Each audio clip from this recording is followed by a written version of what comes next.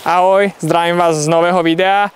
Na Slovensko konečne prišla jeseň a pre vás bikerov, ktorí stále jazdíte alebo uvažujete o tom, že budete jazdiť aj v tomto období, mám pre vás pár tipov a rád a situácií, s ktorými budete musieť rátať. Poďme na to.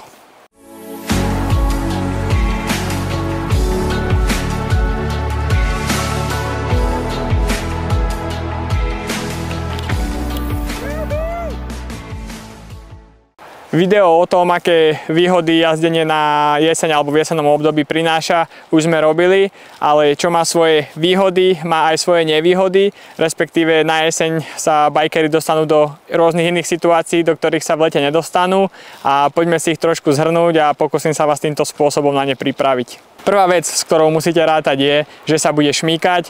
Niekoho to desí, niekto sa na to teší. Každopádne na jeseň oveľa viacej prší a traily bývajú často mokré.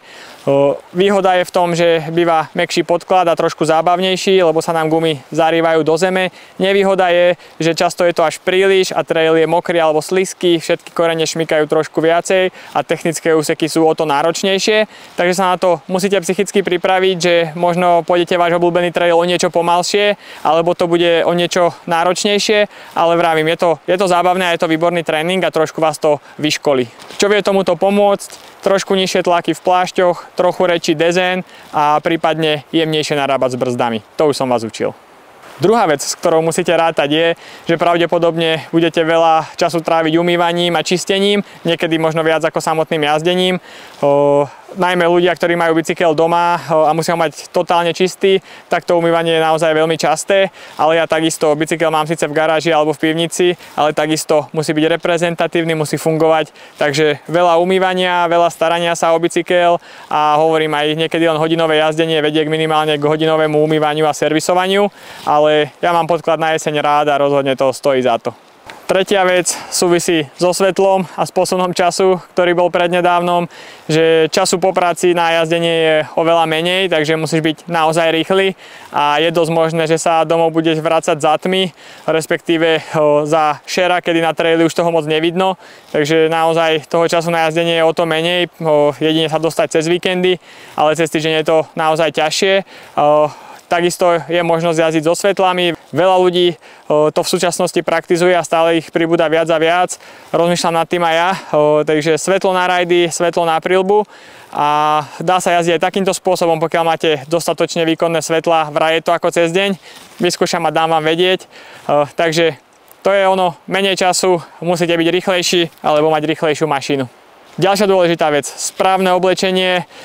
To sa tráfa naozaj veľmi ťažko, pretože pokiaľ svieti slnko, je veľmi teplo, keď zájde, je veľká zima, príde vietor, je ešte väčšia zima, takže musíte nad tým veľmi rozmýšľať, vedieť, či idete na klasickom bajku alebo na elektrobajku, či idete jazdiť strmé vyšlapy alebo idete pličie, rovinaté cesty, pretože naozaj keď sa oblečiete zle, tak sa buď veľmi spotíte a bude vám zima potom, alebo vám bude zima celý čas.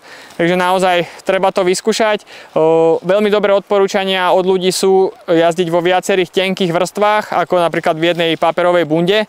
Takže nejaké termotričko, na to nejaké tenké dlhé tričko, na to nejaký dresík, prípadne vestu, aby ste to vedeli počas tej jazdy rôzne kombinovať. A čo sa týka nohavíc, tak to záleží u mňa aj od toho, či je blato alebo nie je blato, podľa toho, či chce mať zadok v suchu a trošku menej dýchavé nohavice, alebo to stačí v týchto klasických tenkých. Ja som milovník dlhých nohavíc a na jeseň si myslím, že je to veľká výhoda. Ďalšia vec, v parťáka nedúfaj, ale nie. Ale v podstate, čo sa stáva, ak máš problém nájsť parťáka v lete, tak na jeseň je to ešte o niečo horšie. Ľuďom sa chce menej a menej a naozaj ostanú len tí skalní, ktorí majú radi outdoorové športy v plnej paráde. Takže ak máš s kým jazdiť, je to super. Ak nemáš, tak myslím si, že nie si sám. Našťastie môj prípad to nie je. Tu u nás v Povazke je divočiakov viac než dosť, ktorí radi jazdia v blate a vždy sa niekto nájde. Takže je to náročnejšie, ale vravím, ja s tým nemám problém. Ďalšia vec, ktorou si to dneska asi aj môžeme uzavrieť, je lístie. Všade samé lístie. Musíte rátať s tým, že ak máte radi alebo máte svoje obľúbené traily v listnatom lese, tak na jeseň pravdepodobne budú zapadané. Ak ste ich nevyhrábali, tak budú určite zapadané. A ak ste ich vyhrábali, tak za týždeň budú znova zapadané. Takže je to trochu nevýhoda, trochu otravné a verte mi, že ten trail bude chcieť vašu pomoc. My takisto na jeseň hrábeme, fúkame, čistíme traily alebo jazdíme vyhličnatých. V ideálnom svete by sme jazdili iba vyhličnatých. Takže áno, listia je veľa, dávajte sa na to pozor, je to veľmi nebezpečné. Keď je trail celý zapadaný, môže tam byť čokoľvek od konárov, kameňov, proste veci, ktoré nevidíte. Takže nejazdite moc rýchlo a hovorím, ak máte nejaké domáce traily, tak musíte ten čas obetovať a trošku ich počistiť a potom celú zimu bude od toho pokoj, takže podľa mňa to stojí za to. Takže toto sú úplne najčastejšie, najzákladnejšie informácie alebo situácie, s ktorými sa v takomto období biker vie stretnúť.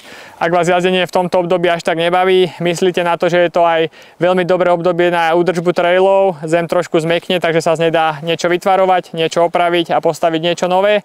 Takže môžete začať svoj vlastný trail building alebo úpravu trati, údržbu trati a tak podobne. A na jar sa vám to vráti a budete sa mať kde voziť, takže dá sa ten čas využiť rôzne.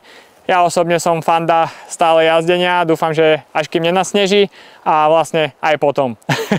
Dúfam, že sa vám video páčilo, budem rád, ak nás budete sledovať ďalej. Už mám po pretekárskej sezóne, takže bude na to viac času, môžete sa tešiť na nové diely. Čaves!